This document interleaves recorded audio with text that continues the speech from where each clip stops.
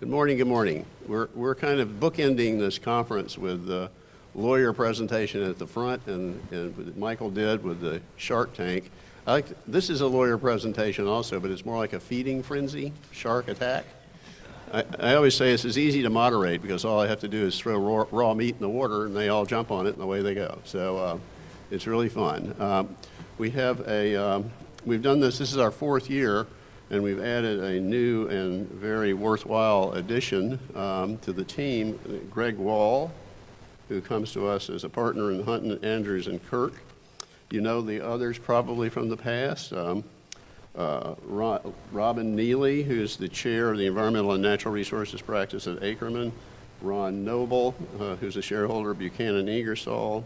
Mr. Goldstein, who will help us finish up on transactions, managing shareholder of the Goldstein Environmental Law Firm.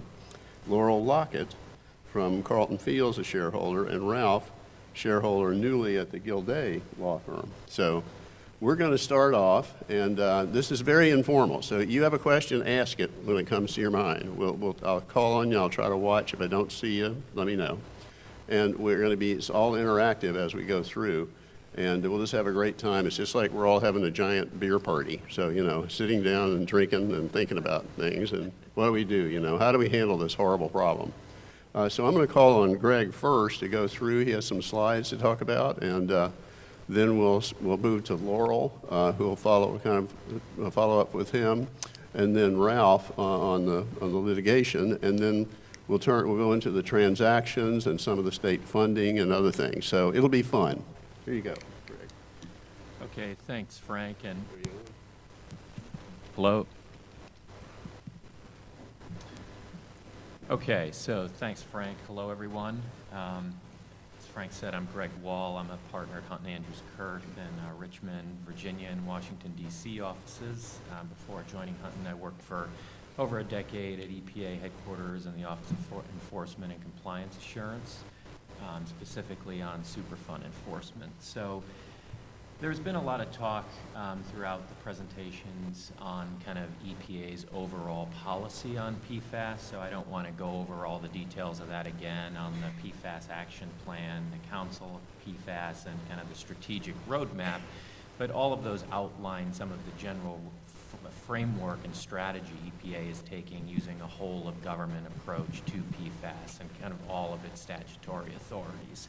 But there is one point that I don't think has been addressed previously, at least in the panels that I attended, and that is that EPA most recently issued its National Enforcement and Compliance Initiatives for fiscal years 2024 to 2027.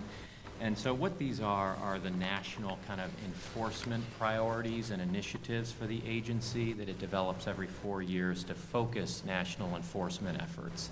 And addressing PFAS is one of the new initiatives that EPA has proposed in these NECIs, along with mitigating climate change. So what EPA says is that it's going to focus its resources and its enforcement efforts to collect information on PFAS, remediate PFAS contamination, and to use its statutory authorities to enforce cleanup efforts of PFAS.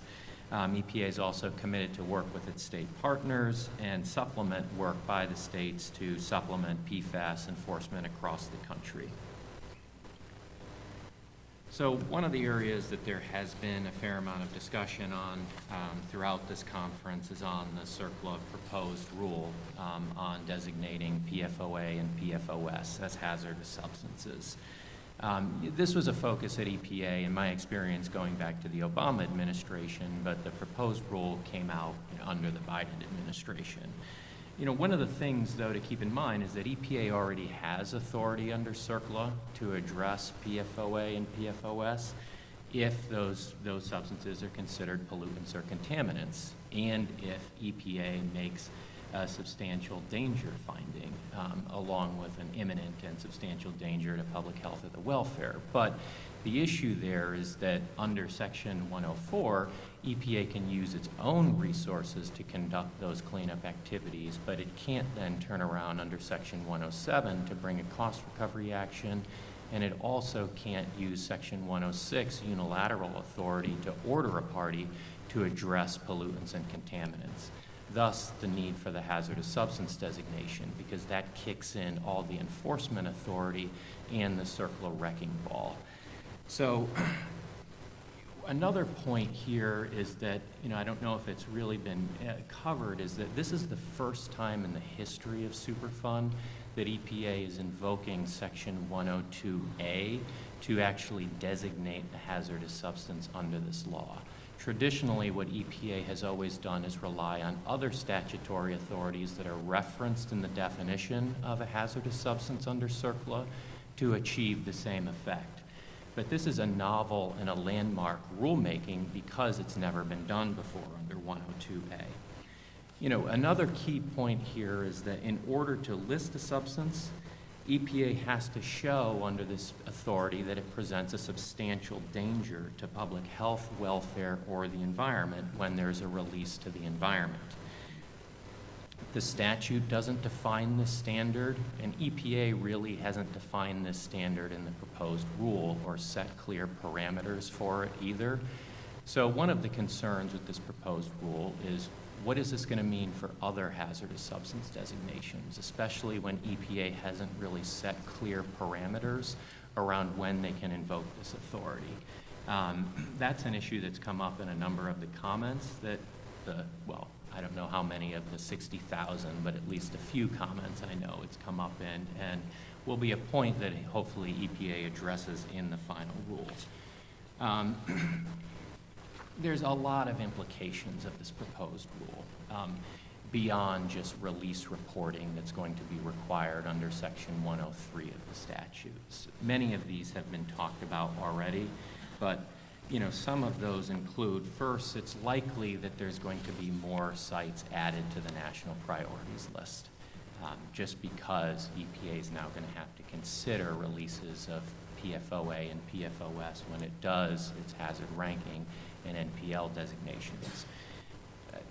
NPL doesn't mean that EPA has enforcement authority, but when a site is listed on the NPL, EPA can tap its remedial funds to conduct remediation at that site, and then it can turn around and bring a cost recovery action for any money that it expends. So that's clearly going to be an implication. There's been a lot of discussion about kind of ongoing remediation could have cleanup upended, because now if there's PFOA and PFOS at a site, could there be different treatment technologies that are required? Could there be different remedial actions that are required? Another key consideration here is there may be Superfund sites that were closed that are in the 5-year review process, that now when these substances are considered as part of that 5-year review, is the remedy still protective or not? If it's not, that then may be a reason to reopen the site.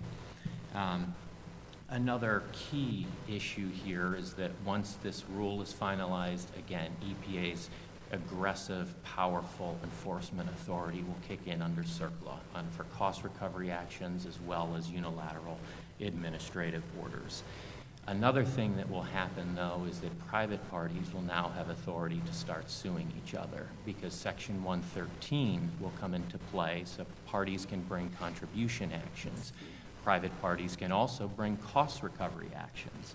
So this is clearly an issue that's going to be in play, is that there is potentially going to be another feeding frenzy beyond just this panel, and that's all the lawyers fighting with each other about costs at sites and contribution cases and their clients. So, it's not surprising, I would say, that EPA received the number of comments that it did on this rule, just because of these substantial economic implications from this rulemaking that are likely going to be a direct result and spur immediately from the final rule when it comes down. There's been a lot of concerns and critiques raised in the comments. On the slide here, I set forth some of them.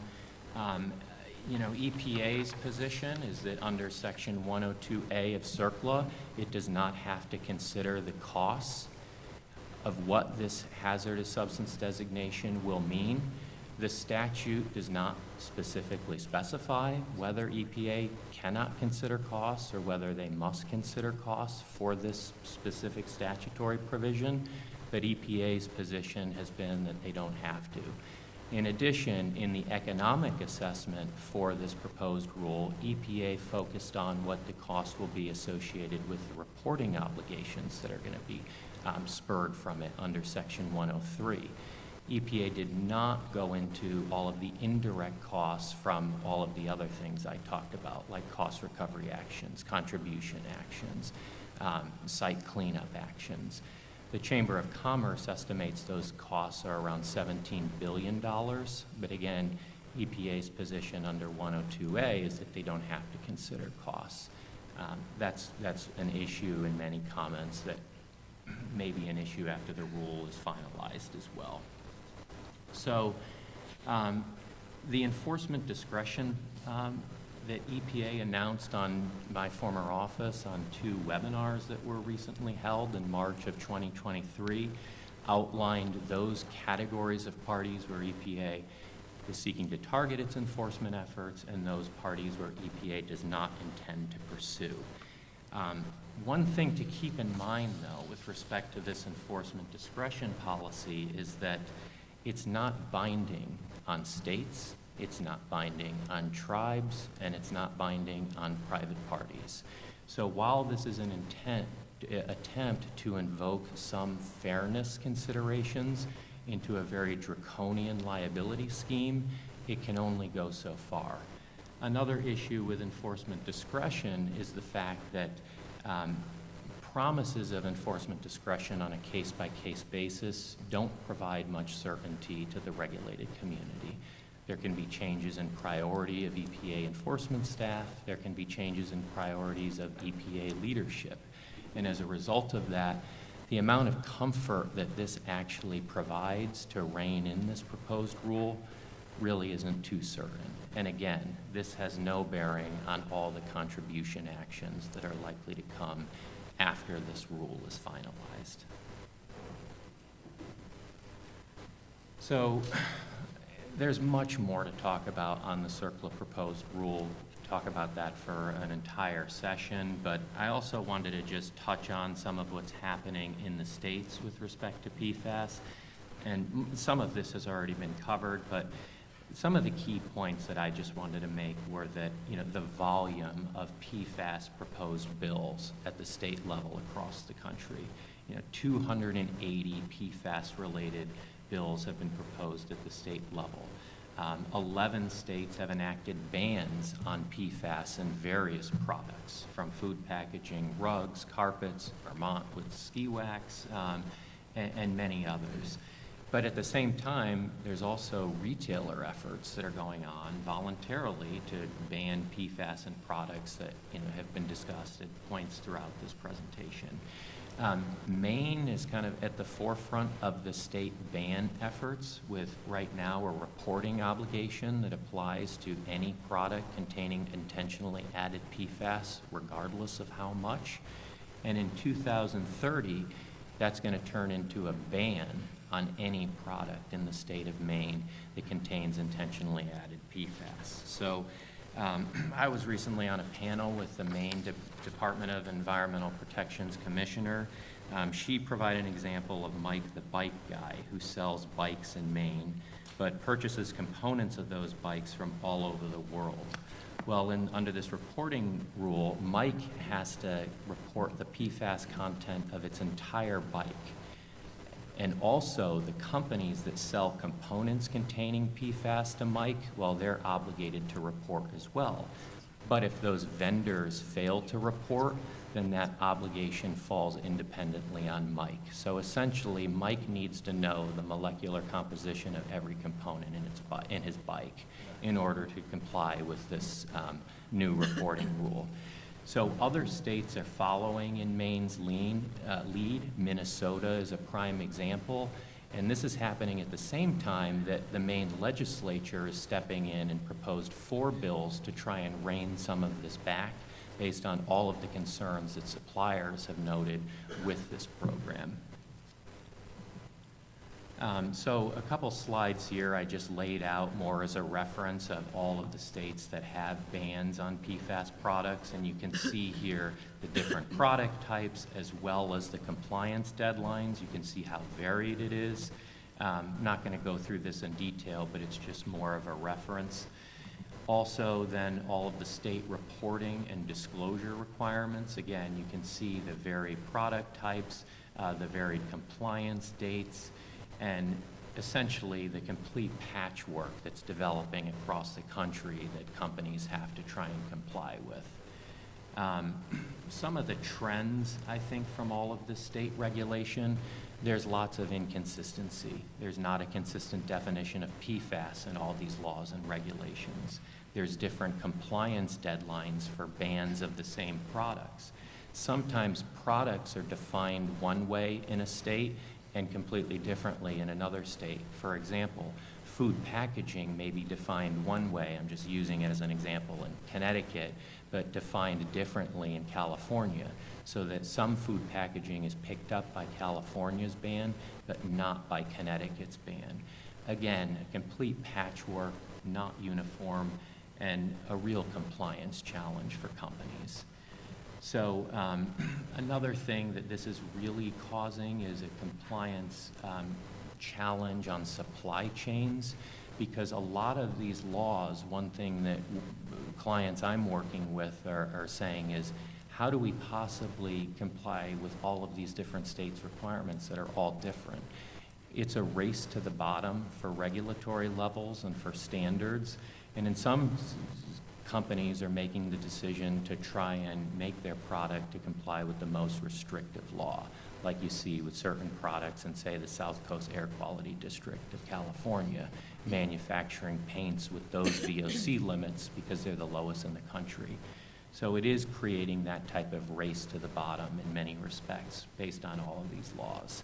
So that's just an overview of kind of where things are with CERCLA and states that I tried to keep within my time limit, but happy to answer questions or we can discuss points further throughout. Yeah, well, I have a question about what is the feeling about the applicability of RCRA to PFAS, which I think is extremely troubling, maybe even more so as bad as the CERCLA applicability is anyone on the panel, you or others. What do you think about the applicability of RCRA, and is that coming up in our future?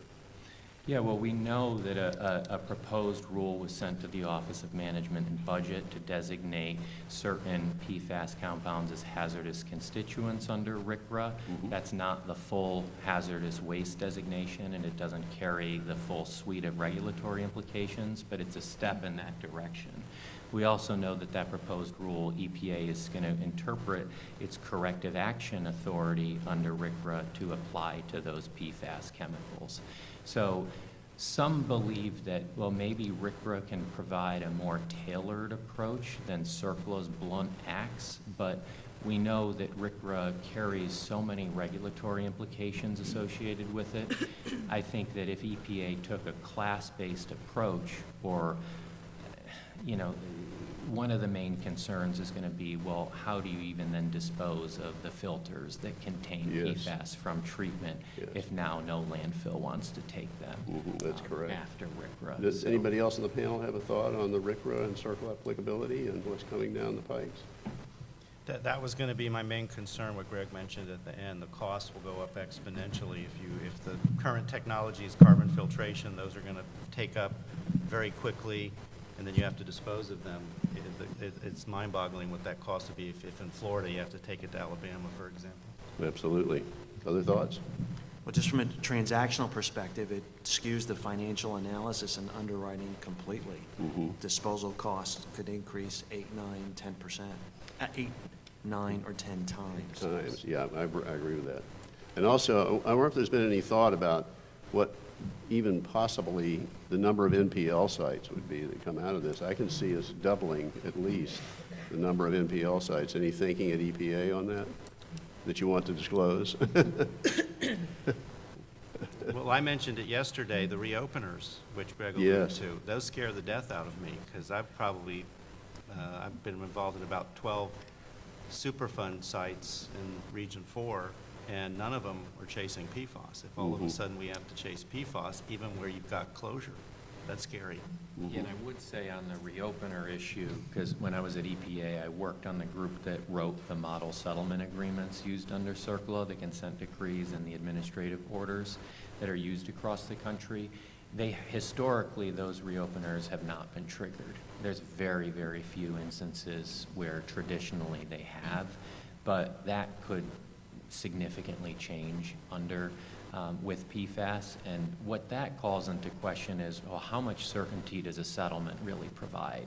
Because the key reason oftentimes to step up to do work at a site is because of the covenant not to sue you get in a consent decree or an administrative order.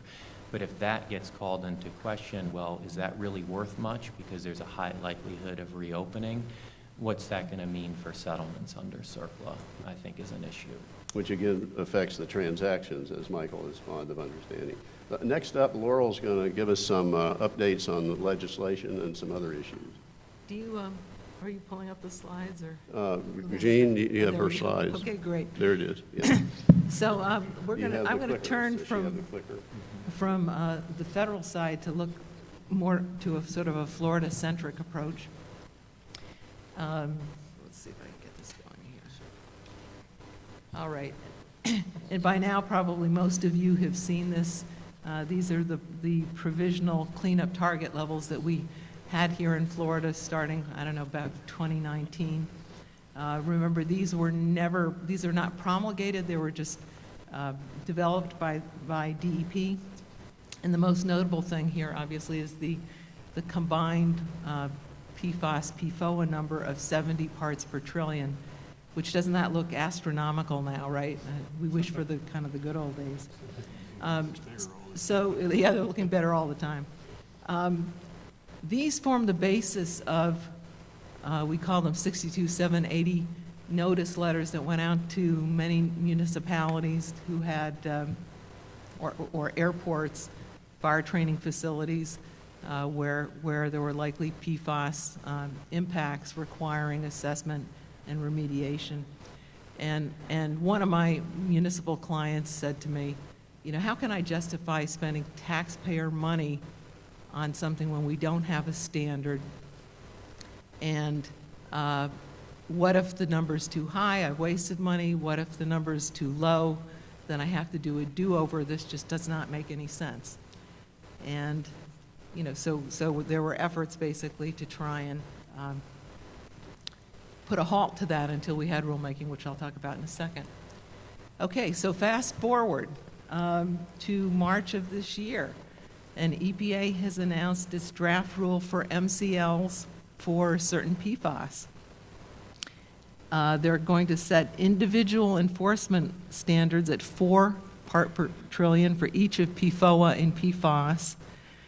And I've got the provisional GCTL for Florida up there as a comparison, so we're an order of magnitude lower. And then for 4 other constituents, they basically lumped them together, I guess, because the potencies were not all equivalent, so you're basically approaching it via a hazard index approach. And then I understand basically EPA will develop, or when this is finalized, publish essentially a tool so that the public water supplies can kind of plug in their numbers and see, you know, how they're comparing to the combined hazard index number. It's been literally decades since the last drinking water standards were promulgated. Nominally, they're talking about implementing these or going final late 2023. We were taking bets before the session started how many, you know, who will have more comments, the hazardous substances rule or this, and I think we're up to 51,000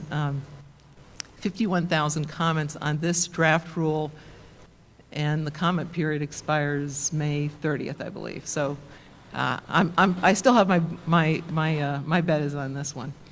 But how will this interface with our rules here at DEP? And I went back and I looked. 62550, our drinking water standards are actually numerical. They're implemented by rule numerically. It's not a cross-reference to an existing EPA standard. So presumably that means that 550 will have to be reopened once this is finalized in order to implement, you know, whatever the final MCLs are that are implemented through this rule. And then similarly, with respect to the to our groundwater cleanup target levels, 777 would also have to be implemented to pull those new numbers in. I think the other sort of interesting thing, the goal here is 0. The MCLG is 0. We have numbers that are being proposed that are higher, and that's really probably only because of difficulties in detection limits and treatment technologies, which, this conference has been great. You've heard a lot about how that's evolving. So, many of you know Representative Lawrence McClure, and last year, he sort of took the bull by the horn on these issues affecting the local governments and put provisions in place now codified in 37691, which basically puts a halt to all DEP enforcement actions against local governments or water supply authorities, pending formal rulemaking by DEP. But the catch is that those rules will not go into effect until they're ratified by the legislature. And what's the reason for that? Obviously, we've got to come up with some funding source to pay for it, right? And I think the other component is we've got to come up with some really more reasonable basis for risk management, and I'm going to talk a little bit about that. I did talk to both Tim Barr and Justin Wolf, the general counsel, just in the last couple of days to kind of see what the temperature was on this. What are they thinking they're going to do in terms of reopening rulemaking? The statute says that they don't have to do anything until essentially January of 2025 if EPA has not adopted groundwater, soil, or drinking water standards. Well, all that's been proposed is the drinking water, so those other issues are going to be open. So it's probably a wait and see on that. Obviously, if EPA moves forward more quickly and finalizes, then, they likely would do so as well.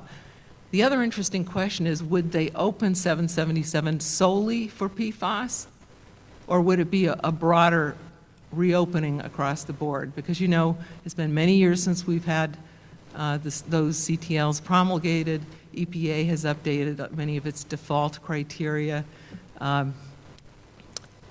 It would have a profound effect, I'll say that, on cleanups in Florida. Many numbers would go substantially down.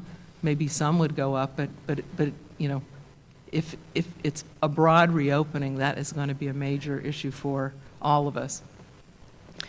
Just a little bit on legislative action this year.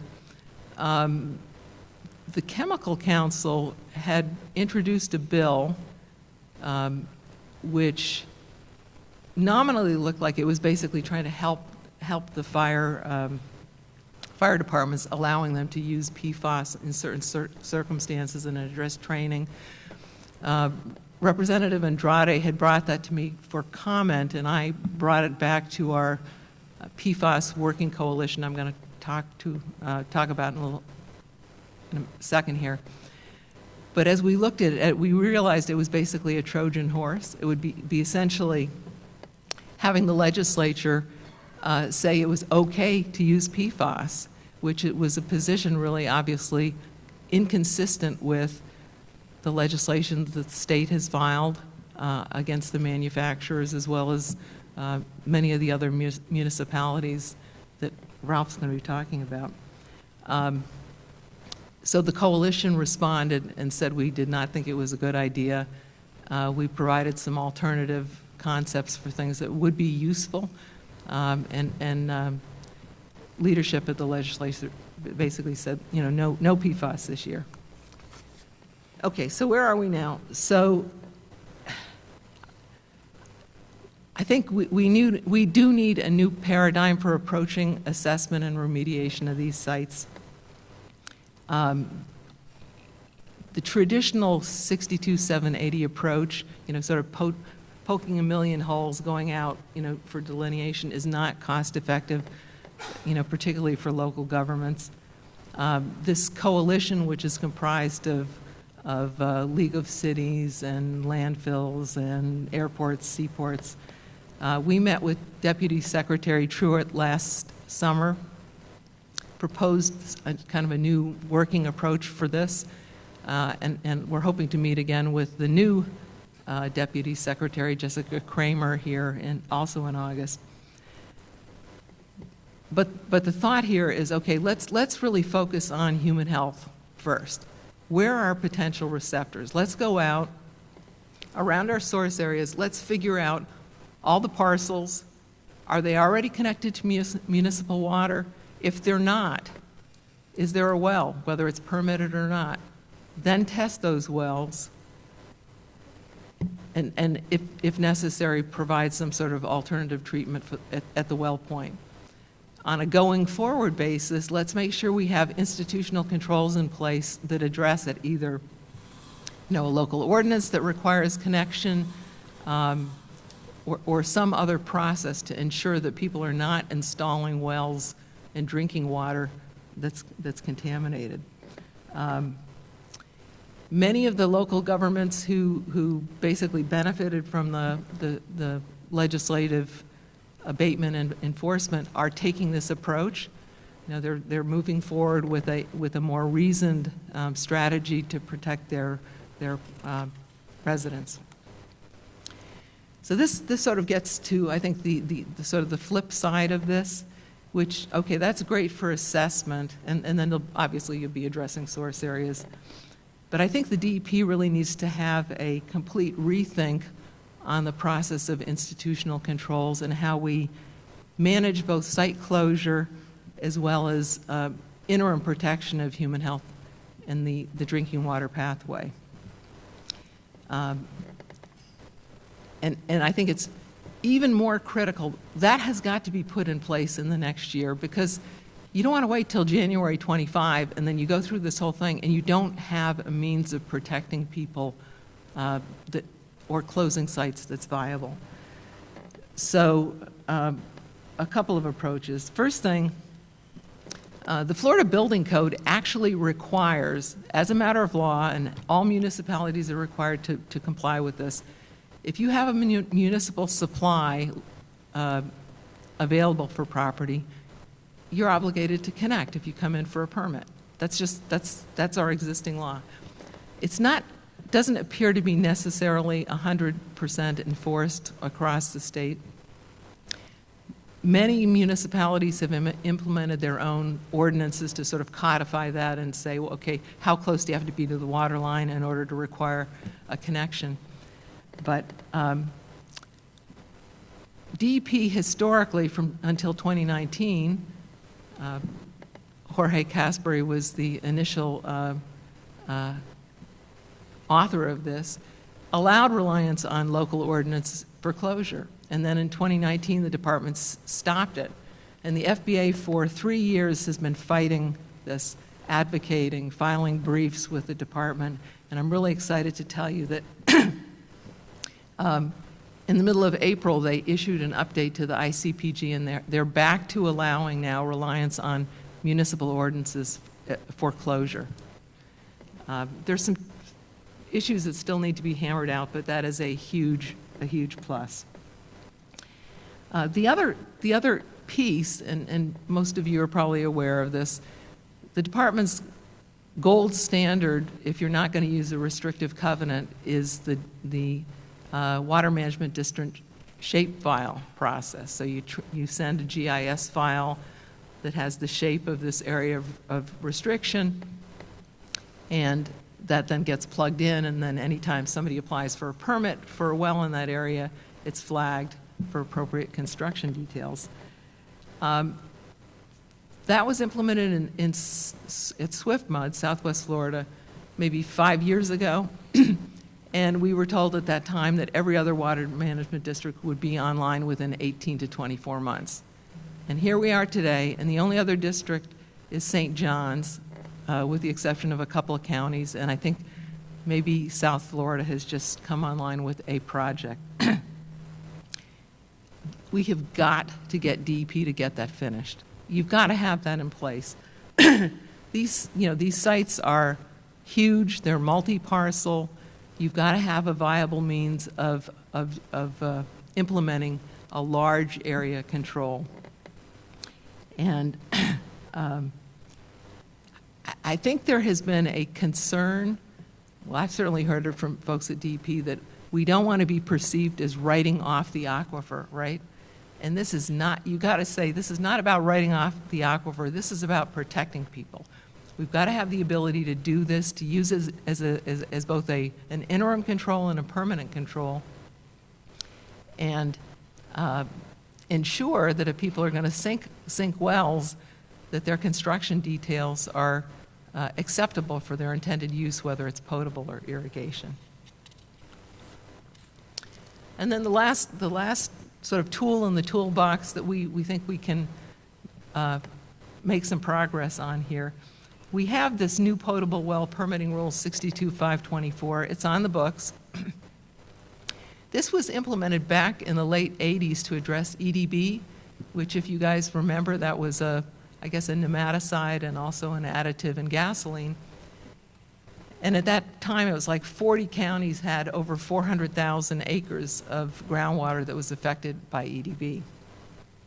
And the process, though, to actually delineate an area, and it's the same thing. It's basically coming up with that GIS file that's in the Water Management District permitting system.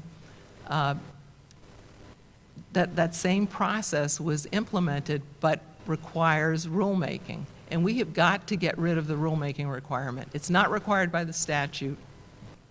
We're not actually setting standards through this, and it's basically the same thing that we're doing now for permanent closure within SwiftMud.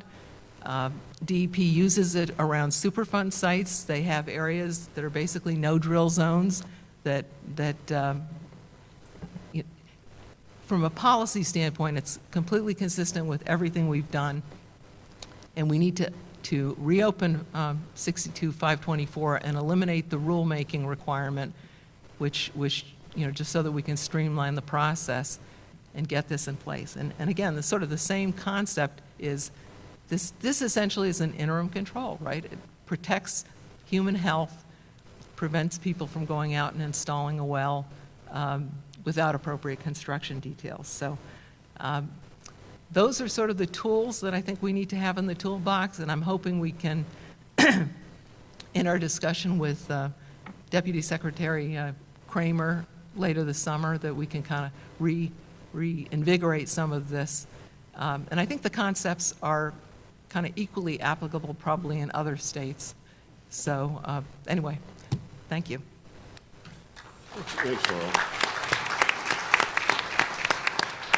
Yeah, just to hit back on a couple of points there, if we can get the non-recorded institutional controls to work in the other water management districts, that it facilitates the closure of sites that we're addressing their groundwater problem by limiting the use of groundwater, which is what we all want to do if there's contamination in the groundwater. A good place for you to get involved in that debate that Laurel has been a stalwart, along with I might add, the municipal hookup ordinance question, is to join the Florida Brownfields Association. Well, we need the membership, and we also need your expertise in having those discussions with DEP. Because it's kind of an umbrella organization that works with contaminated sites, it's been working well. DEP has been very willing to work with us.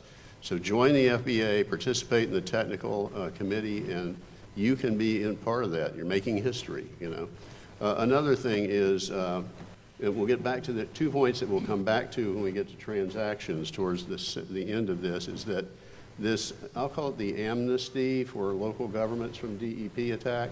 I think there's some things there that people need to think about in making deals where you're taking on development of properties that are owned by local governments. If A is, let's say, city B, and developer A wants to build and buy and develop city B property, it's probably much better to structure that as a lease option type of situation, because the city will have that amnesty for a while at least, whereas this buyer would not necessarily have that. So that's an example, and we'll get back to it with transactions, how all of these problems can be addressed in transactions by the nature of the deal.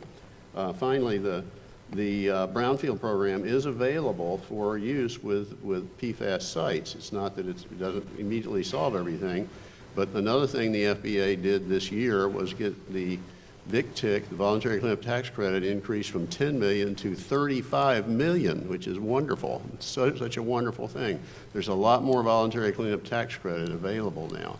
And that PFAS and PFAS sites are eligible for 62.780 cleanup, and therefore for the brownfields program and for the financial benefits and liability protections, which flow from that, at least under Florida law.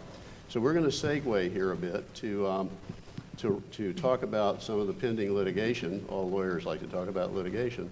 Ralph is going to give us a summary of the pending, what is it, 2,200 cases consolidated? Yeah. So go ahead. Thanks, and before I do, I want to comment on Laurel's always informative presentation.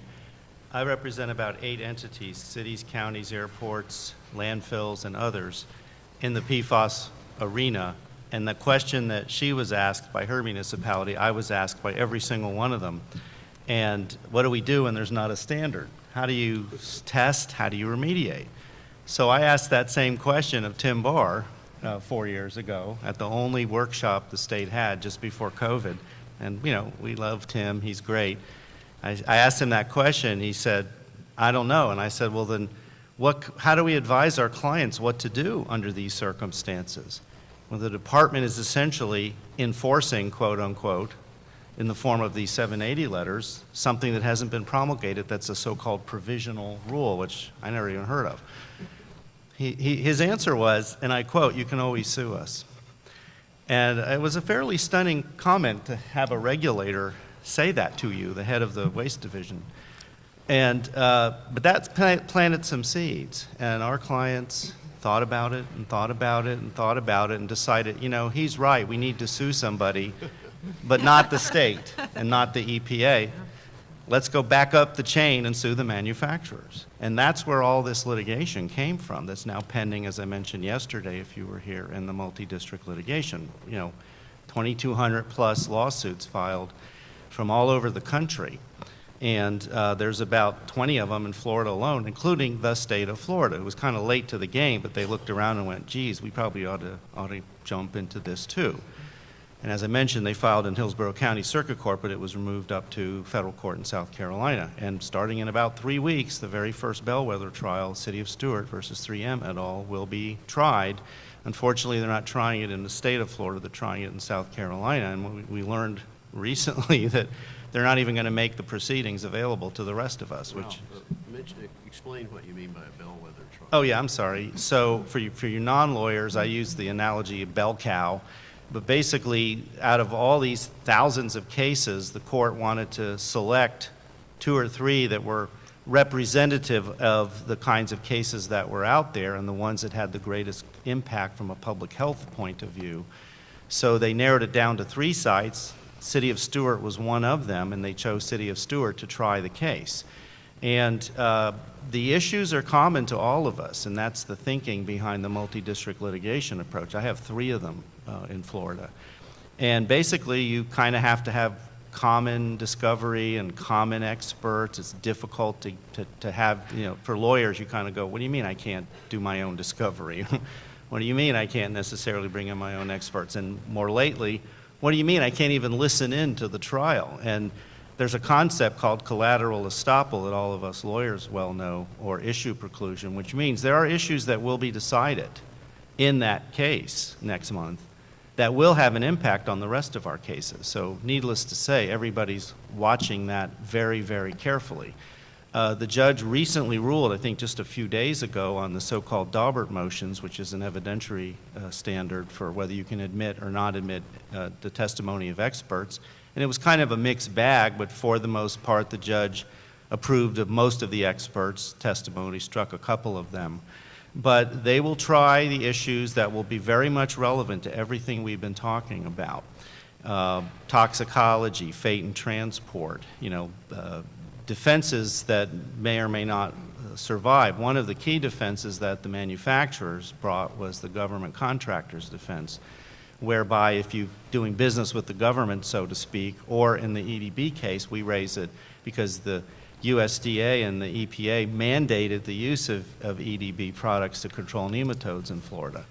And we actually sued under the Federal Tort Claims Act, and we won that case. And the EPA and the USDA had to admit that the manufacturers, who I was representing at the time, really had no choice. I mean, they could stop producing and distributing their products, but when the end user, the consumers, all the farmers and golf courses and row crops, peanut farmers, needed to control nematodes so as not to destroy one of the key crops in key industries in the state of Florida, they had to use this product. So it's very similar to what's happening in this case, but the court ruled against that government contractor's defense, which means, and it's really impossible to read too much into rulings, but so far, most of the rulings in this case have been in favor of the plaintiffs, the municipalities, not in favor of the manufacturers. So where that leads us, I believe, likelihood, certainly a strong possibility that ultimately the court will rule in favor of the plaintiffs. I certainly hope so, representing plaintiffs in that case. But let me tell you, one of the comments I made yesterday morning was, I believe that there's not enough money in Fort Knox to pay for the liability. One of the speakers yesterday said, I think, $17 trillion annually globally, which might be conservative. It's mind-boggling, really. And I said, you're going to see bankruptcies left and right, much like the Johns Manville bankruptcy and other bankruptcies. Well, my good friend Jorge, after my presentation, forwarded me an email from Reuters. Kidd Fenwell, a subsidiary of Carrier Global Corporation, big company that specializes in fire control systems, filed for bankruptcy on Sunday as it buckles under the weight of lawsuits alleging that Forever Chemicals and its firefighting foam products have contaminated water sources around U.S. airports and military bases. Kidd Fenwell filed for Chapter 11 protection in Delaware bankruptcy court. The company is seeking a buyer for its business, good luck, saying its likely liability in the litigation substantially exceeds its capacity to pay. Since 2016, Kidd Fenwell has been named as a defendant in more than 4,400 lawsuits filed by local governments, companies, and individuals claiming that its AFFF products contaminated drinking water and soil with PFAS. They sold these foam products, listen to this, only from 2007 to 2013. And these go back decades, so only 6 years, and they got sued 4,400 times, and it forced them into bankruptcy. It's one of several defendants, along with 3M, DuPont, and others, to face a bellwether trial in June in South Carolina, where it's been consolidated. The litigation has cost Kidd Fenwell $6 million in 2023 alone. It has $318 million in assets, $200 million in sales revenue for 2022, okay? It's just stunning and mind-boggling, and I don't see how even companies as vast as a 3M or a DuPont or Chemours or any of these other defendants, all of whom are named in almost all of the cases, are going to be able to survive this if they lose. So what does that mean as a practical matter? Well, if they can't pay for it, who's going to, right? And that's where it comes back to what Laurel was talking about. Those proposals, which Laurel and others have been promoting at the Florida legislative level, have got to be seriously taken. They've got to implement them because nobody can pay for this mess. And unless the state of Florida and every other state is content to sit back and watch thousands of bankruptcies, including local governments, because who are also subject to the bankruptcy laws. And I just don't see it happening as a practical matter. And the last point I want to make, some of you in the RECRA universe know the concept of technical infeasibility. I alluded to it yesterday. I think it's technically impracticable or infeasible to remediate PFAS at 4 parts per trillion, probably even at 7 parts per trillion. And that could end up being a major legal issue. Certainly it's an issue I would raise if we were forced to have to do that. So that's it in a nutshell, what's happening in litigation. Something that occurs to me is that if you're sitting on the side of the manufacturers and it looks like they're going to lose, have there been any settlement discussions? Can you say or not? Good question. There were a lot of settlements until recently, about 6 months ago, for reasons I've never seen before in 40 years of practicing environmental law. the judge said he would not entertain any settlements in any of the cases. No reason given in his very cryptic statement and order.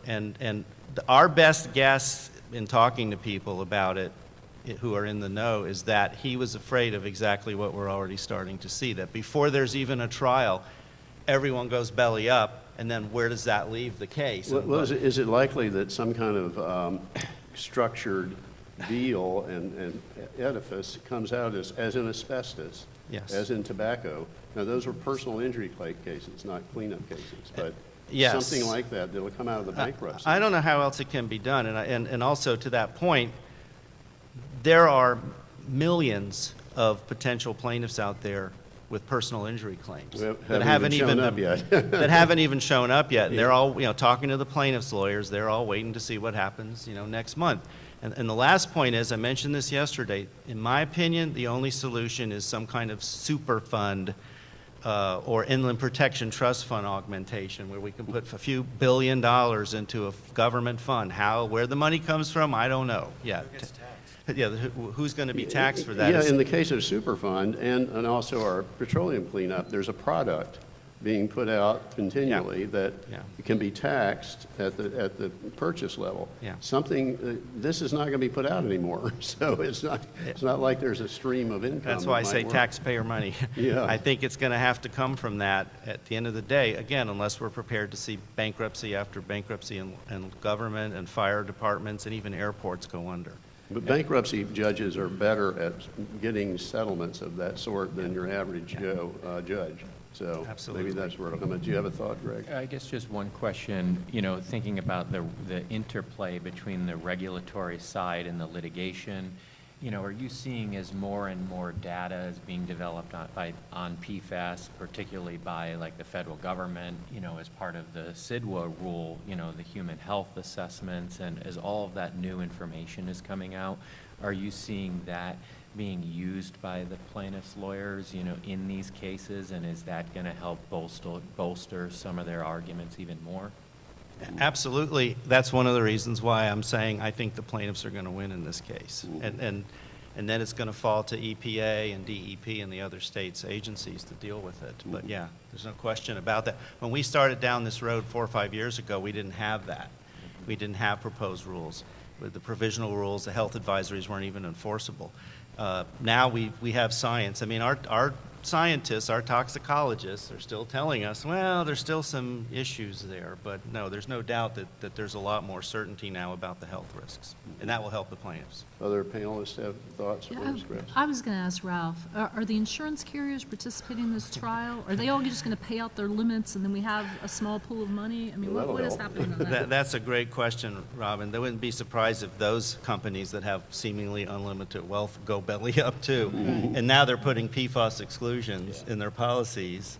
I don't know ultimately what's going to happen. Yes, they have been contributing to the big settlements. I told you yesterday the biggest one so far was $850 million. For DuPont, Yeah, for firefighters. And I'm pretty sure that the insurance had a role in that, but they're all suing their insurance companies now for coverage. Sure. So who knows where that's going to end up. Well, a good time was had by all. Yeah. What can you say?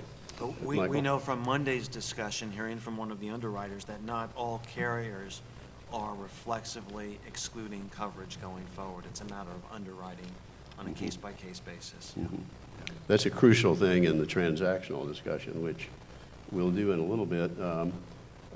Ron, you wanted to talk about some state funding. Talk a little bit about funding Yeah, so some far, funding and, possibilities from the state.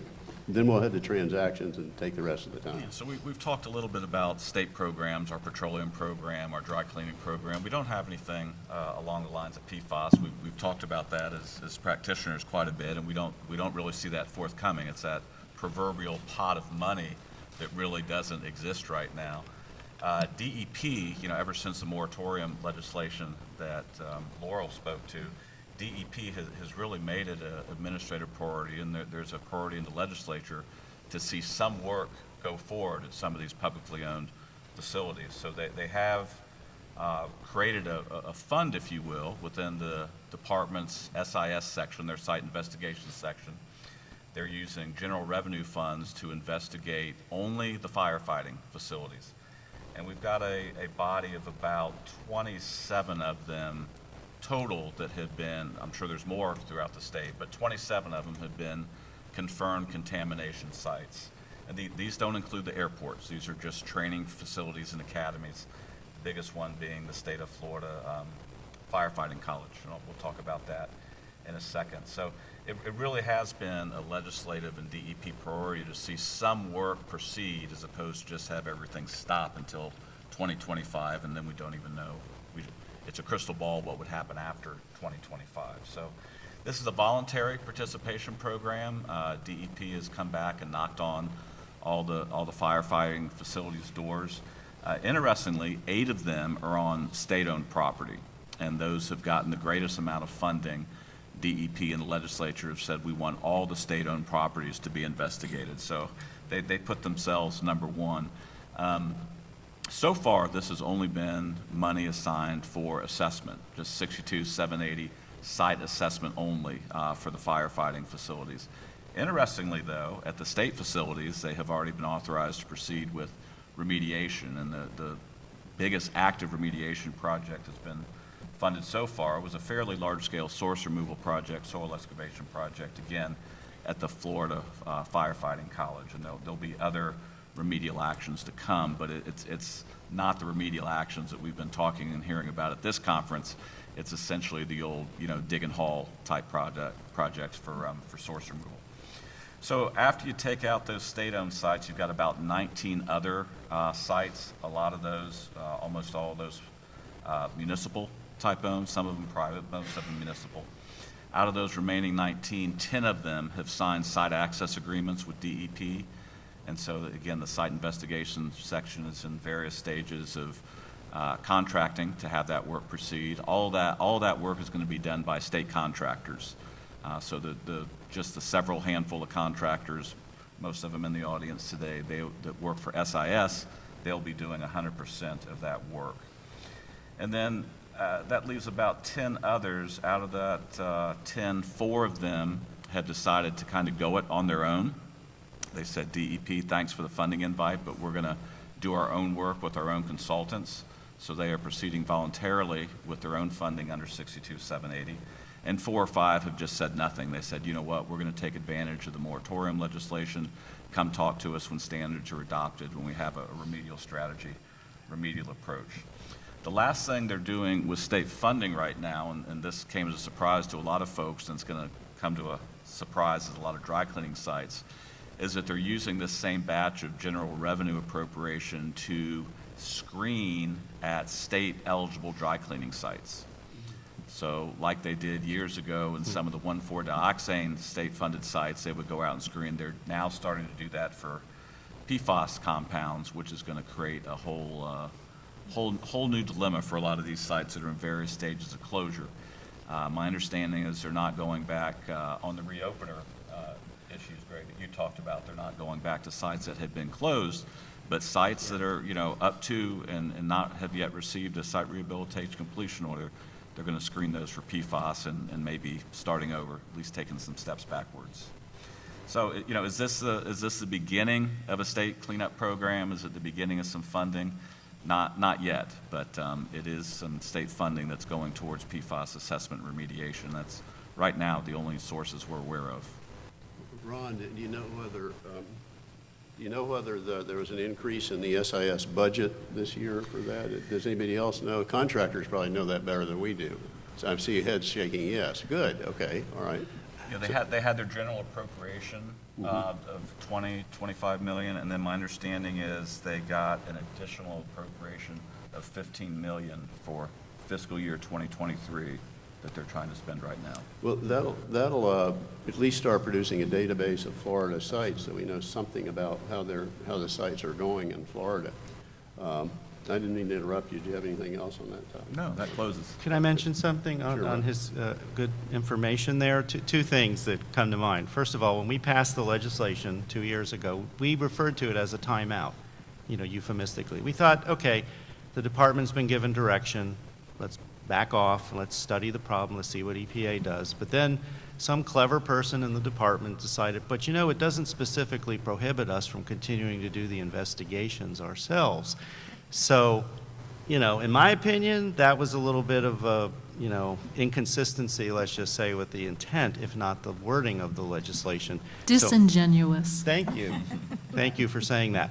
So my clients were faced with that dilemma, and they were approached by the department, do you want to do the work on your own dime, or would you like us to do it? Now, you might say, well, gee, that's kind of a no-brainer if I don't have to pay for it, but what essentially is happening is, with all due respect to our friends in the remediation and assessment side of things, you lose control over your destiny if you're not doing the work yourself. And there are let's just say, a lot more holes get poked and a lot more samples get taken. And you might say, what's wrong with that? Well, the concern is it's a roadmap for the plaintiff's attorneys, who are going to come after those facilities using state data, state-generated data. And we've chosen, and I'm happy to say the clients that I've been representing, with one exception, have chosen to do it on its own, and they're using what we're calling a phased risk-based approach, which is what Laurel's been promoting. So the department will allow you to do that. So it really is mind-boggling to me that more of these facilities are not taking advantage of that. And I understand there's funding limitations, but certainly my advice to all of them have been, if you can do it on your own. You have more control over your destiny. The department will work with you, and they're working successfully with us on a risk-based phased approach, and then you have more control, so to speak, over what happens. Yeah, I can't imagine if asked of a client whether they should, in that circumstance, they should definitely control the work, because you're at the mercy of someone else who may make bad decisions. And yet, as Ron said, a lot of them are allowing the state Yeah, because of the money, Frank, just a quick point to segue from what Ralph said and pick up on a point that Ron made.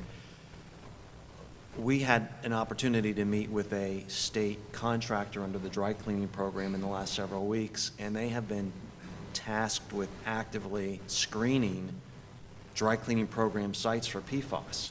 So in that instance, the property owner doesn't have the option to decline the invitation to conduct the testing. There's this data set that's being generated, which is now publicly available, and again provides exposure, as Ralph said, to the plaintiff's bar. And while if a site is in the dry cleaning program, it's vested with important liability protection under state law. But not for personal injury, right? Not for personal injury under state law, Yeah. for bodily, for property damage and cost recovery and injunctive relief, but there's no protection, of course, whatsoever under federal law.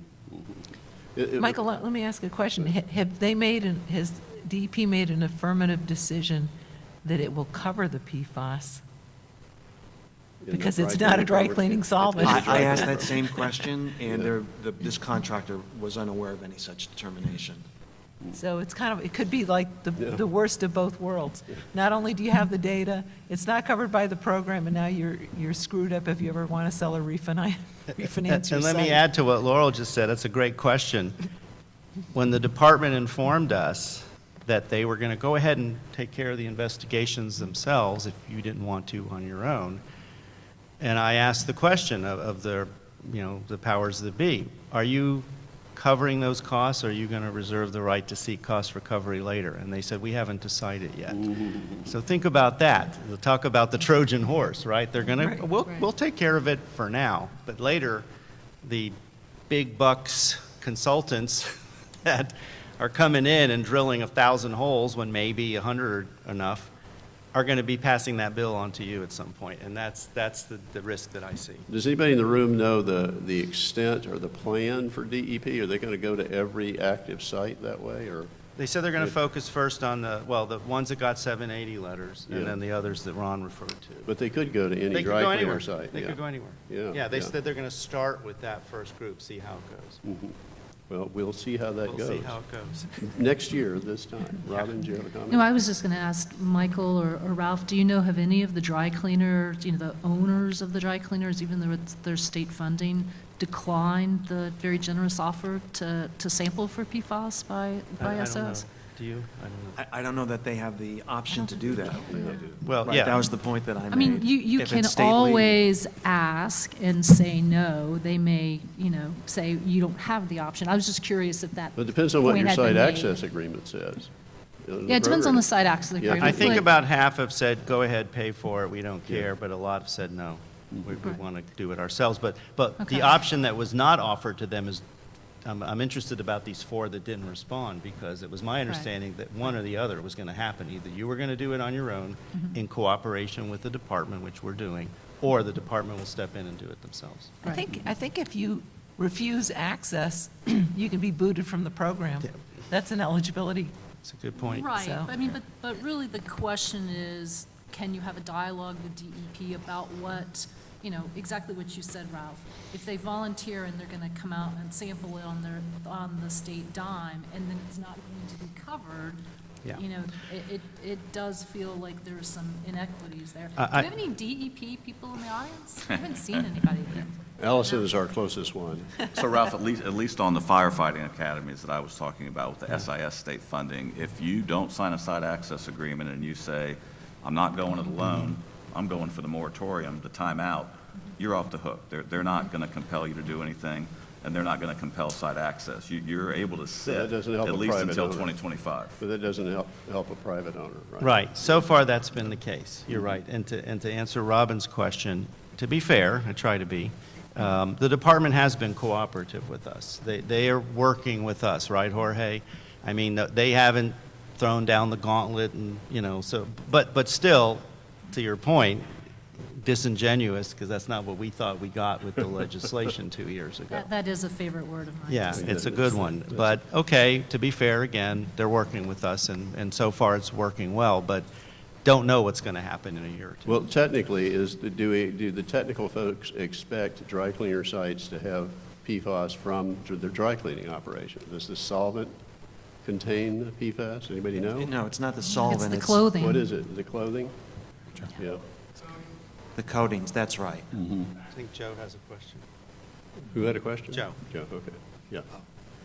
Yeah, I think they've determined that most of the PFAS, which are at dry cleaners, are relatively low concentrations, are coming not from spot removers or any chemicals they're using. It's coming from the clothes, the fire retardants on the clothes as they wash them. The PFAS comes off.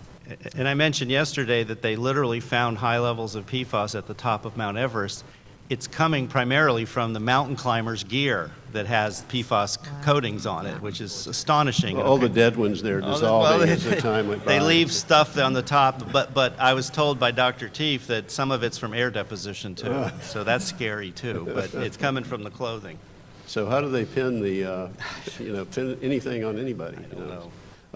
This is great. I love it. Michael wanted a moment on some of the federal exclusions, exemptions that are coming about. Did you want to talk about that? And then we'll move in from there into transactional.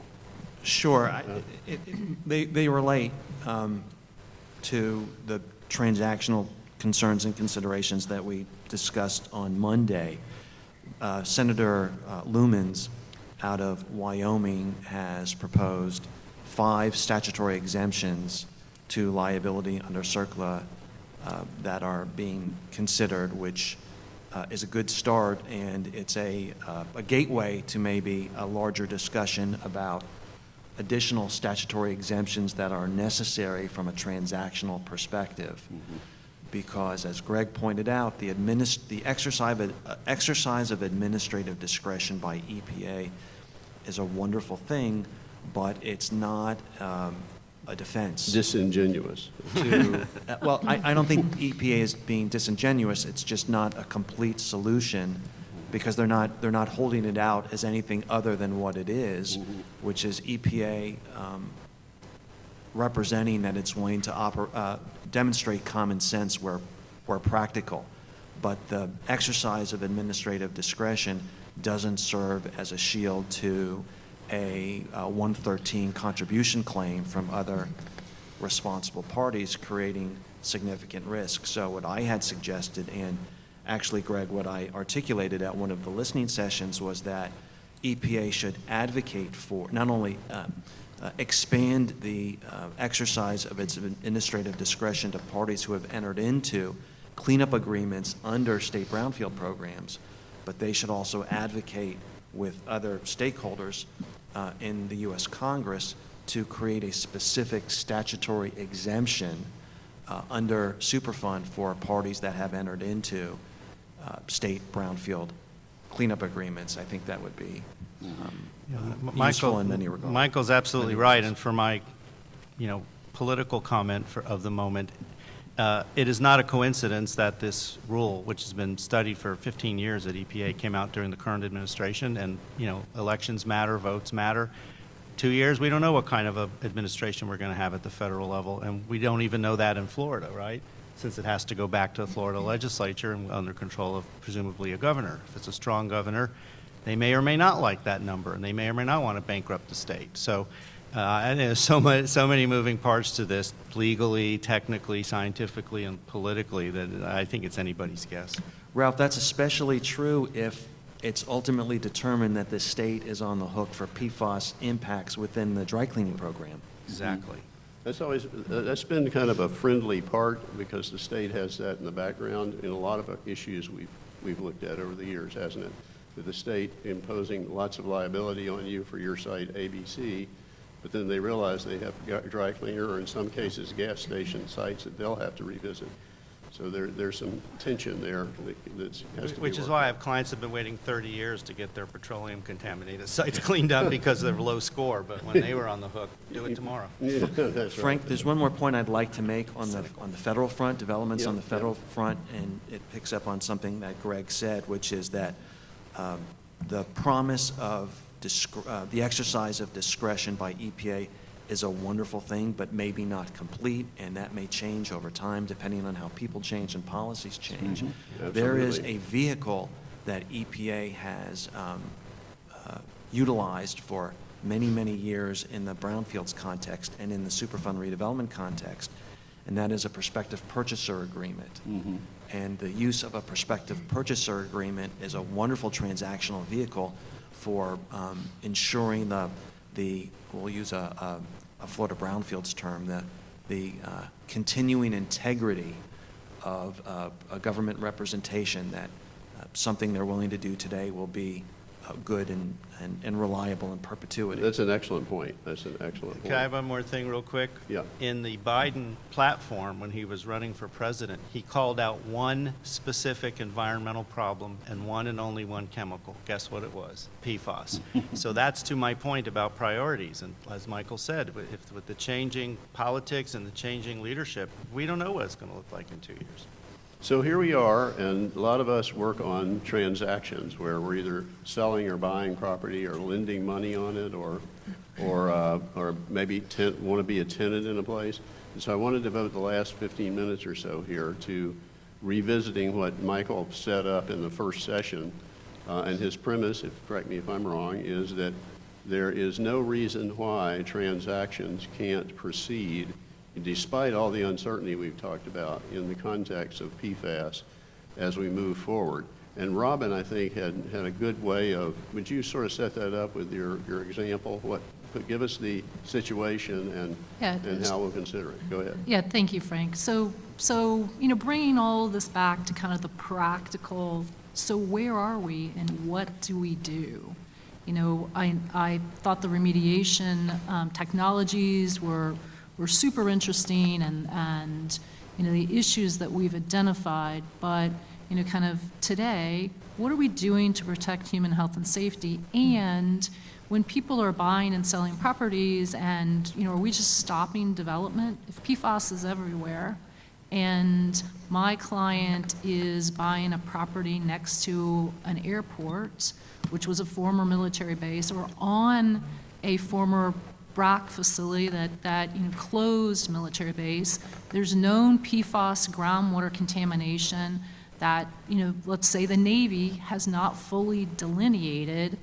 Can my client build their 1 million square foot logistic warehouse with 2 large linear stormwater ponds, so I can get my Amazon Prime every day? So, and it's not Amazon, so, don't take that in the direct context. But generally, what do we do on these transactions? How do we protect human health and safety when, as Laurel had said, you know, we need in the state of Florida for DEP to recognize we cannot delineate 62780 PFAS on some of these sites. You know, we can make a good attempt, you know, and if I'm doing a phase 2 on a site, you know, the Arcadis person that spoke earlier said that my phase 2 sampling is going to my laboratory analysis, if I'm sampling for PFAS, trying to be protective of human health and safety and not exacerbating existing site conditions with my construction activities, it's going to take me 12 to 16 weeks to get lab data back.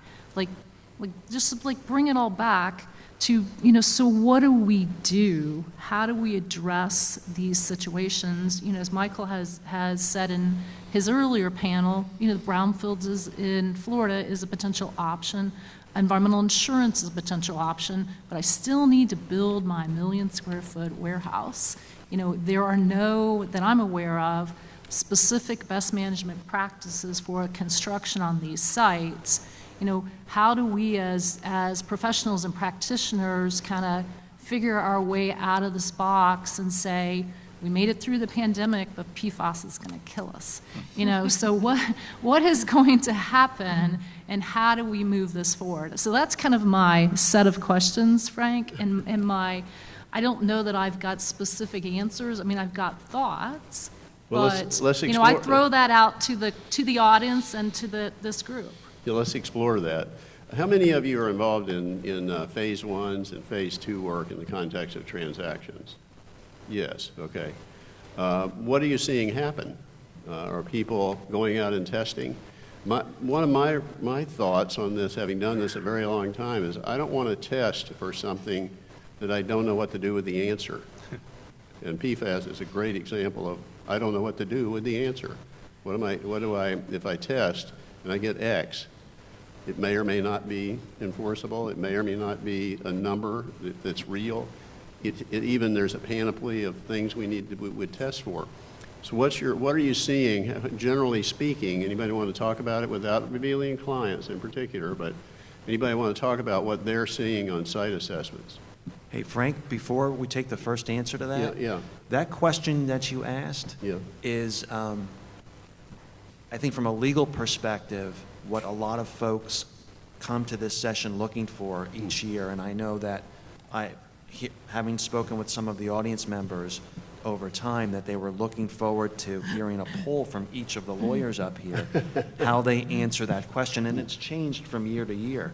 So I think what we can do is just go quickly down the line and ask each lawyer how they what their answer is. Do you recommend testing or not testing to your clients? You've answered it from your perspective. From my perspective, it's a little different.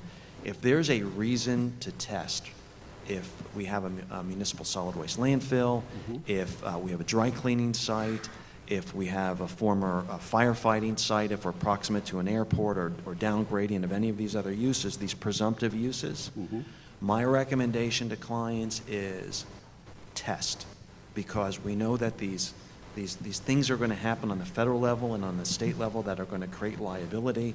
The pieces are moving, but they're going to click into place. Greg used a great term, the circular wrecking ball. So I want to know now, even if I don't have a clear path to getting out of 62780, I want to know what I'm looking at down the future, and I think it's going to be malpractice for lawyers who don't recommend testing. I may be in the minority on this panel, but I'm looking forward to hearing what my colleagues I agree say. with you, Michael. I said it yesterday in response to Robyn's question. I think it is irresponsible not to test. And I would go beyond just those obvious known sources, because we see what's coming. I mentioned it yesterday. It's not the forever chemical, it's the everywhere chemical. And I without exception, recommend my clients who are doing due diligence all appropriate inquiries to test for it, because I think if you don't and later it shows up, you have a problem. Okay, Laurel? I'm going to I'll throw the role to start the food fight. I would say it's always an issue that I discuss with the clients, but it very much depends on what their strategy is with the sale or the acquisition, depending on what side they're on. how long they're going to hold it, is it a flip, is it, because I agree. What do you do with the sample when you don't know what, you get a result, then what? That imposes a burden. And depending on what the acquisition use and strategy is for the transaction, it may not make sense.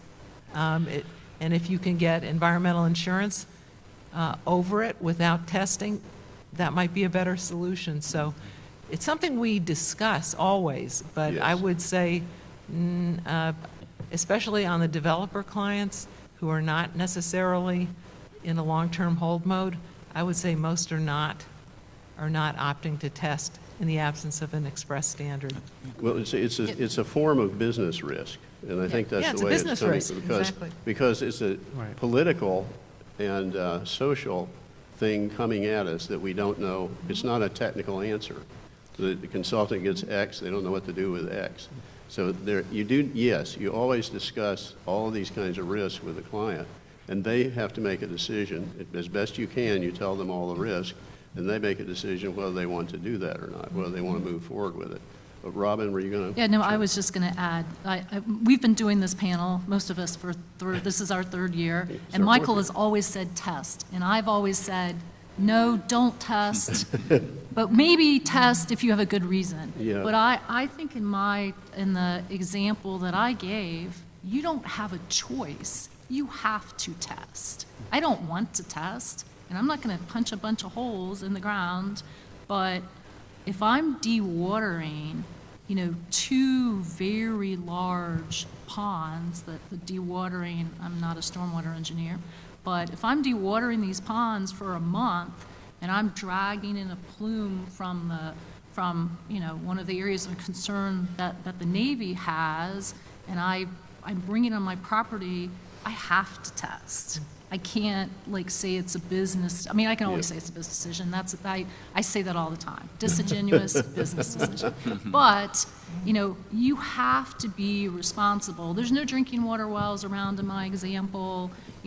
But there are surface water bodies, and the environmental engineer that did the presentation on the sediment and the stormwater ponds. There's there's sediment. There's concerns. If I'm going to be dewatering for a month, what's going to happen to my dewatered effluent? Where are my ponds going to pop off to? Am I going to line my ponds? I have to test. It's going to be So- extremely expensive if your dewatering effluent, product water turns out to be above the standard. What are you gonna My do? friend the Navy said they'll take care of it. Let's be okay. clear what the question is, and Yeah. what the question that we're answering. The question is, what do we recommend as lawyers, right? We can't twist the client's arm. The client gets to make their own informed Correct, business exactly. decision, right? This is, as professionals, what is our position relative to recommending or not recommending testing at a site that presumptively has a legitimate concern for PFAS impacts? I agree, and to answer Laurel's question, I always say to the people that ask me this, how well do you sleep at night? Because it's a business risk. But to Michael's point, I have evolved, if you will, from the maybe, maybe not to, yeah, you definitely have to do Yeah, that. no, I've evolved too, Michael. We've Because personally, I want to sleep I well don't at feel night. vindicated. I think it's interesting for the audience to know how the legal framework is evolving and where this is heading from Yeah. this side of the table. We need to hear from the great Ron Noble on what he does. Yeah. So to Ralph's point and to Frank's point, I think we're guilty as an industry, all of us are guilty to kind of maintaining this default position of going and gathering data for the sake of gathering data. And Frank, you made a great point. We need to better understand why are we gathering this data and what are we going to do, right? The threshold question I talk about with clients is risk tolerance, right? The risk tolerance of the user from the old phase one standard, and what is your risk tolerance? We talk about your conceptual site model, and based on that site model, what are you going to do with the property? How is this testing going to influence your decision? Well, How is it going to influance your decision whether even to buy or sell? You have And that if they don't golden have good moment. answers to that, we may not test. You have that golden moment where you say, well, we think you should test. They go out and test. The consultant comes back with the numbers, and you tell the client, well, we still don't know what you got to do. That's what bothers me. But they need informed consent. They Yeah, I need to understand. know. No, that's They need to absolutely know. true. Then No, they can make an absolutely. informed decision. Yeah, That's why I absolutely say true. do it Absolutely and find true. out. Absolutely true. Yeah, Another thing is that, and there was some slide that somebody did that had divided the world into, I don't know, number 1, number 2, number 3 risk. Some things are higher risk than others. It was Victor from Portland, Maine. Where's Victor? There's Victor. Yeah, there's Victor. Hello, Victor. Thank you. Thank you. Did you have a? I guess what I would just say is, it's always a matter of perspective too. I mean, if you're representing the buyer pre-closing and, there's a site that presents those PFAS risks, I think, and the consultant comes back with, under ASTM 152721 with real PFAS considerations at a site, I think you do push for testing before closing. Will the seller support that? In my experience, often no. Yes. So then you're left with this decision, do you, table it and then test after closing? Well, there's a lot more consequences, if you test after closing, potentially when you own the property. And if when I'm representing the seller, there's a full court press to oppose testing, because what if the buyer walks away and you're left with those test results, and then you have to live with them. So it oftentimes comes down to that perspective too, but when there's a real risk now and you're representing the buyer and you're trying to test pre-closing, I think oftentimes I lean toward recommending the testing. There's a kind of a $64,000 question buried in your answer there, and that is the possibility of PFAS from the type of land use a recognized environmental condition properly under the ASTM standard? Phase 1ers, what do you think? You do phase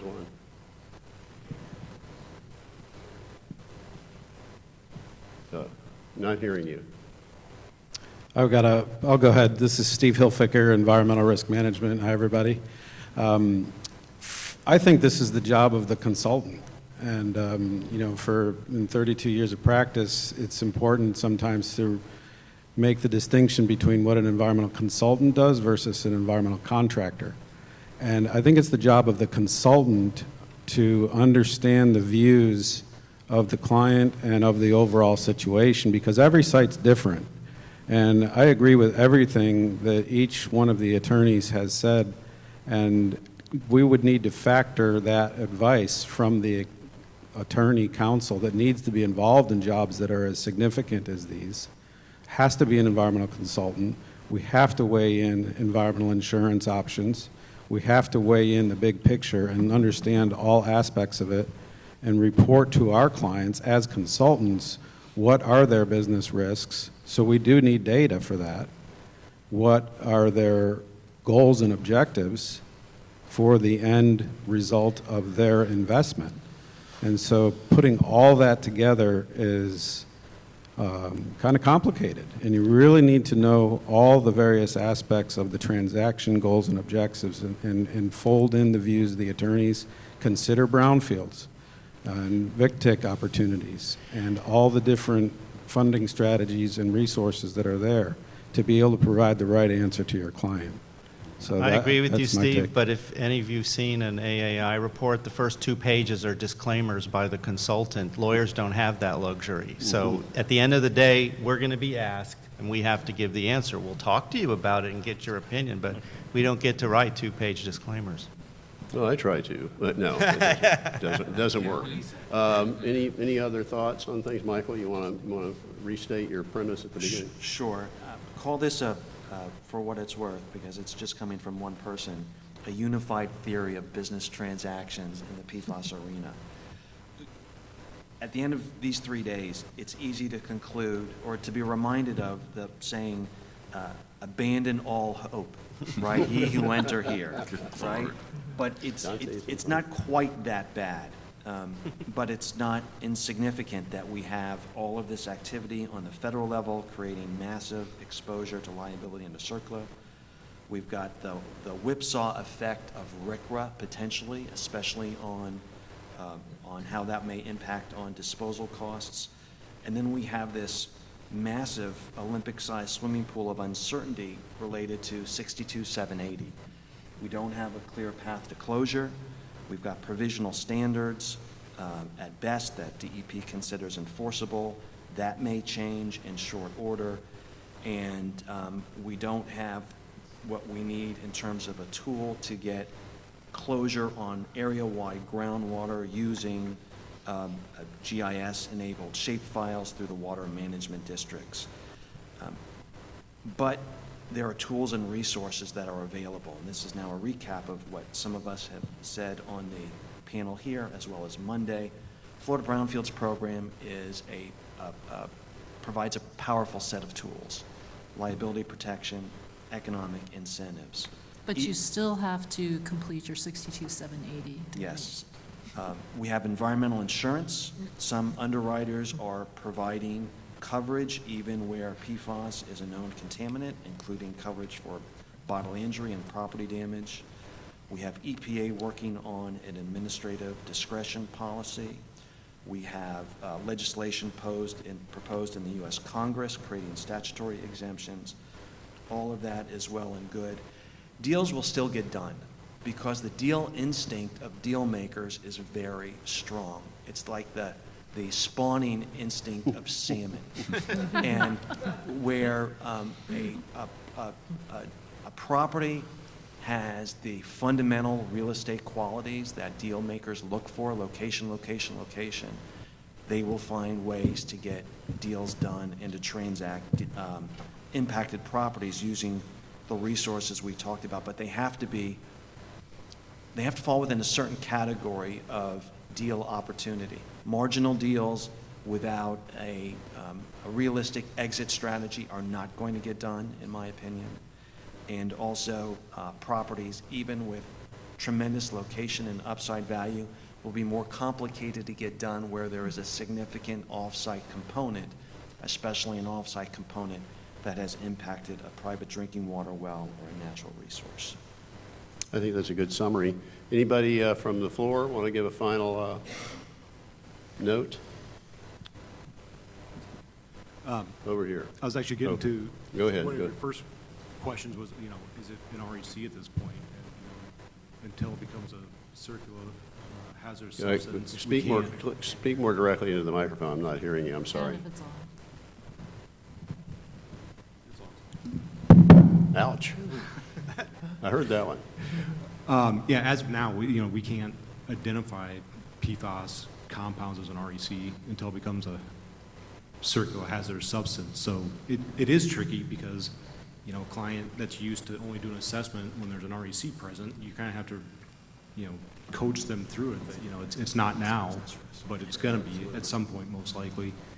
And I think with the 152721 standard, it's gotten us one step closer. But I'm kind of agreeing with Michael is that at this point, maybe a year and a half, 2 years ago, there was a lot of questions if we should be sampling. But I think we're at the point now where it's almost silly not to. But the structure of the phase 2 has got to be different. The upgradient information is becoming more important. So if there's something coming on site that's different from what might be off site or generated on site, but then also looking at receptors more. Typically during a phase 2 you wouldn't do a receptor survey, but it's seeming more important now to actually understand the risk associated with any PFAS concerns on your property, especially barring any actual standards right now. Yeah, because that's all good stuff. One thing I'll say is that consultants need to be plugged in better into what the actual transactional document says, because there are transactional documents that says that the owner will allow a phase 1, and then to the extent that there are RECs identified, they'll allow a phase 2 with approval of the scope and the consultant. And so it becomes therefore very critical that it is or is not an REC. I don't believe that ASTM RECs are covered by PFAS now because it's not a hazardous substance. Would be in the future. Is there somebody over here? And I hate to do this, but we're going to have to wrap this up because I've got to be out of this room at 12:30. Oh, okay. Well, this is the last one then. I had a quick question on reporting obligation when you find it. What's your take on that? Okay, panel. Yes, lightning round, reporting or no reporting if you find PFAS on your property? In Florida? Let's do Florida first. Florida, since provisional screening target levels, I say no reporting. I think.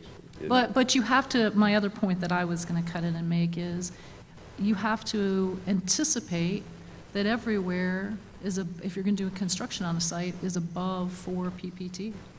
So I don't think in Florida there's a reporting obligation.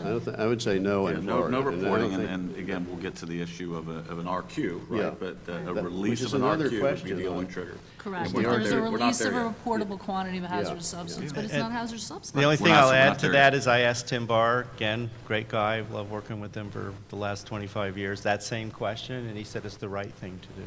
Well, So here's you sleep well at night. Disingenuous. This will not be surprising. Here's a contrarian opinion. Under 62, if 62780 applies to you and you've documented a release, then you may have an indirect reporting requirement pursuant to the 270-day clock to file a site assessment report. But there isn't a cleanup requirement at present Especially under if it's Florida off-site. 6270. But the larger issue here, when someone asks about a reporting requirement, is do you have a disclosure obligation to the state? Is there a legal avenue by which you are required to take your data and share it with a public agency? And while there may not be an obligation to file a discharge reporting form, you may, again, if you're subject to 62780 under the applicability provision, you may be boxed into ultimately surfacing your issue in 270 days when the site assessment report becomes due under Or 680. if you have a permit. Or Very if true. you're impacting a drinking water well. Yeah, so it's not a bright line. Yeah, and the only other last thing I would say on it is, it's very state-specific, as, it's probably obvious, but there are some states, Yes. New York, for example, that Yes. consider certain PFAS chemicals as hazardous substances under their state Superfund law, a totally separate issue. And there's some states like Connecticut, New Jersey, that have these Transfer Act-like requirements that in some instances there's clearly reporting requirements to agencies. So if you have a transaction with properties all over the country, it can vary state by state. And there are some states that have reporting requirements by the engineer geologist, not Florida.